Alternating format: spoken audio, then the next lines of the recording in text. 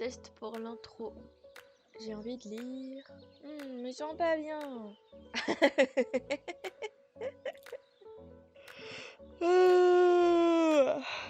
Attends, il faut que je te raconte.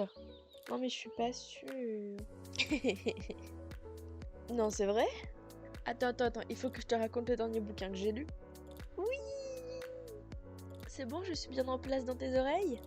J'ai envie de te raconter des trucs. Salut! Pour ce second épisode podcast, il est temps que je me lance, alors je vais commencer avec mon retour de lecture sur un recueil de nouvelles. Je trouvais que c'était plutôt rigolo de commencer par ça, sachant que je t'ai parlé de mon propre recueil à moi précédemment. Bref, si t'as pas la référence, va voir le podcast juste avant, tu comprendras pourquoi. Je ne m'étends pas plus là-dessus. Pour ce nouvel, il s'intitule Absinthe ni touche. Il s'agit d'un recueil collectif rédigé, créé par plusieurs auteurs et autrices à l'occasion du premier anniversaire des éditions Noir d'Absinthe. C'est une maison d'édition, mais ce recueil a été auto-édité, c'est pour ça que du coup je l'ai lu, etc. Donc la première nouvelle s'intitule Ni oui ni non et est écrite par Fabienne Boerlen. La deuxième nouvelle s'intitule D'argile et désatrium, écrite par Andrea Delac. La troisième nouvelle s'intitule La fée verte par Alicia Alvarez. La quatrième nouvelle s'intitule Abomination, Absinthe et Valhalla par Camille Salomon. La cinquième nouvelle s'intitule Artémis et l'absinthe par Philippe Aurel Leroux. La sixième nouvelle s'intitule Et alors le silence se fait par Cynthia Rouzic. La septième nouvelle s'intitule Artemisia par Léa Carouet. La huitième nouvelle s'intitule Vert baiser par Marin Maltese. Encore merci beaucoup à toi, Alicia Alvarez, de m'avoir filé ce recueil en tant que service presse. Merci pour ta confiance. J'ai beaucoup aimé. Chaque nouvelle est accompagnée d'une illustration. Ça aussi, j'ai beaucoup aimé. Je trouvais que c'était vraiment super intéressant et que ça apportait un petit côté sympa visuellement au recueil. Alors, donc à chaque nouvelle, je vais te donner rapidement mon avis et mon retour. J'ai vraiment passé un bon moment sur ce livre. C'était vraiment chouette. Et puis le format nouvelle, c'est quelque chose qui me plaît. J'en lis pas énormément. C'est vrai que je lis majoritairement en fait que des romans. Les services presse comme moi, c'est que des romans. J'ai déjà pu lire une BD, mais voilà, ça reste assez rare. Donc pareil, le format nouvelle, c'est quelque chose qui est assez rare. Donc si vous avez des nouvelles, n'hésitez pas, je lis vraiment de tout. Je n'ai aucune restriction. La première nouvelle s'intitule Ni oui ni non. Donc pour cette première nouvelle, j'ai une première histoire de découverte de l'amour du sexe aussi, et même plus précisément de l'amour de jouir pour la toute première fois. J'ai eu un peu de mal au début à rentrer dans cette histoire, parce que il y avait ce côté très érotique auquel j'ai pas l'habitude et je suis pas forcément très très fan. Mais toutefois, j'ai beaucoup aimé le fait que le personnage principal, donc Amel, perde sa virginité par une fellation et non pas par pénétration, parce que je trouve que ça change des traditions, des choses classiques qu'on peut lire à ce propos. Et surtout, ce que j'ai également beaucoup aimé, c'est la fin qui est à la fois très triste et très belle. Je n'en dirai pas plus pour conserver tout le suspense. Deuxième nouvelle qui s'intitule D'argile et désatrium. Désatrium, je sais pas trop comment ça se prononce. J'y ai lu là une histoire d'obsession. J'ai vraiment adoré le contraste entre les visions légèrement sexuelles et la nature du personnage qui est vraiment hideux. Parce que c'est un orque qui a été un peu accidenté par la vie, voilà. Mais j'ai beaucoup aimé en fait ce contraste un peu extrême des deux côtés là. Et le tout dans une ambiance très scientifique. J'ai mis un peu de temps à rentrer dans l'histoire par ce côté scientifique parce que les termes étaient peut-être un peu compliqués, on comprenait pas tout de suite ce qui était fabriqué, etc. Mais une fois qu'on a compris, j'ai beaucoup aimé l'idée de la conception de la machine et de ce que la machine servait, etc. Troisième nouvelle, La fée verte. Là, c'était un poème cette fois-ci qui nous attendait et ce poème nous transporte vraiment dans des émotions, dans des ressentis.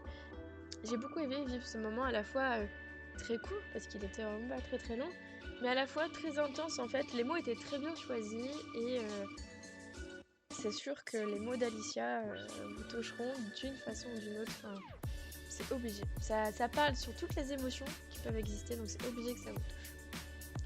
La nouvelle suivante s'intitule Abomination, Absinthe et Valhalla.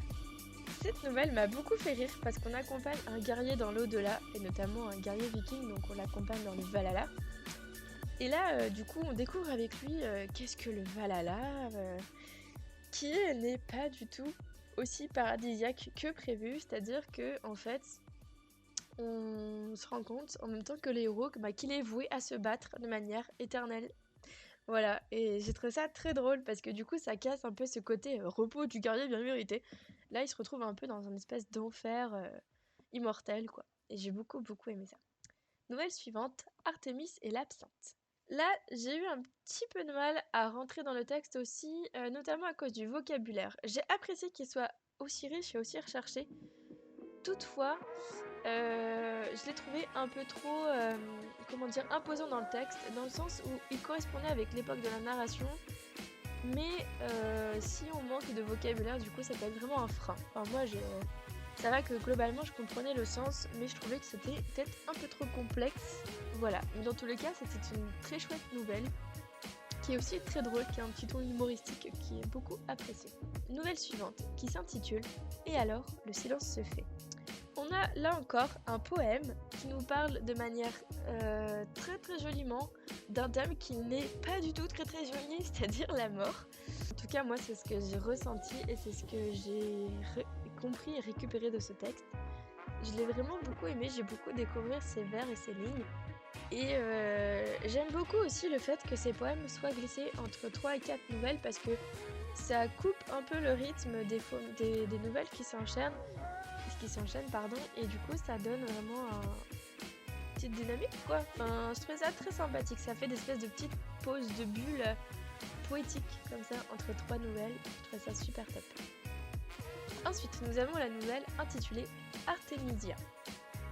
J'ai vraiment eu un coup de cœur pour cette histoire, mais vraiment c'est le coup de cœur de mon recueil parce que c'est à la fois une histoire de meurtre, de décadence de société et d'enquête policière. Mais le tout est tellement bien ficelé, le ton est tellement bien travaillé là, la façon dont le personnage de Artemisia est incarné, j'étais vraiment transportée dans l'univers, j'étais vraiment dedans, en 3 lignes, l'auteur a réussi à me projeter là-dedans, et du coup c'était vraiment mon gros coup de cœur de ce recueil. Et enfin, la dernière nouvelle qui s'intitule Vers baiser. Là, pour le coup, j'ai pas du tout accroché. Enfin, c'est la seule nouvelle où, je sais pas, j'ai pas réussi à apprécier le personnage, j'ai pas eu le temps de m'y attacher, il disparaît.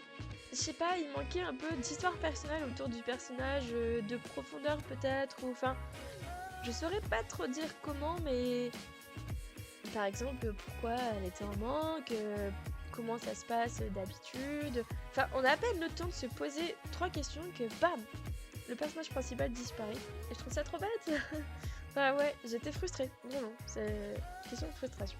On ressent aussi que le collectif a voulu vraiment faire plaisir et mettre à l'honneur la maison d'édition Noir d'Absinthe. Donc c'est vraiment très sympathique à lire et vous pouvez le retrouver très facilement sur Amazon en tapant Absinthe Nitouche. Encore merci beaucoup à toi Alicia de m'avoir fait confiance pour ce service presse. Et je vais vous lire un petit extrait. Je vais essayer du moins.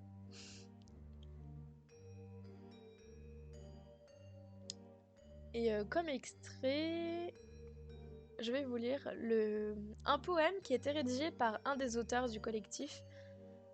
Ce poème a été rédigé par Philippe Aurel Leroux.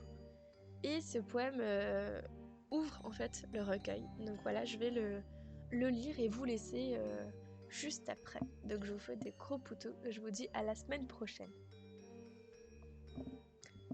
La lune, nous voulions, elle était hors d'atteinte. De notre encre espérions marquer de notre empreinte les pages vénérées de l'anthologie sainte. Émilie n'entendit, hélas, pas nos complaintes. Quelle folie était-ce aussi de partir sans crainte, ferraillés de nos plumes entières, en quarte, en quinte? Les nouvelles cardinales nous touchèrent de leur pointe. Le combat fut loyal, elles n'usèrent d'aucune feinte. Dorian, jamais notre amour ne sera défunte. Pour ces chères éditions dont tu tombas enceinte, il y a 12 mois, nous levons tous nos pintes pour souhaiter une longue vie à Noir d'Absinthe.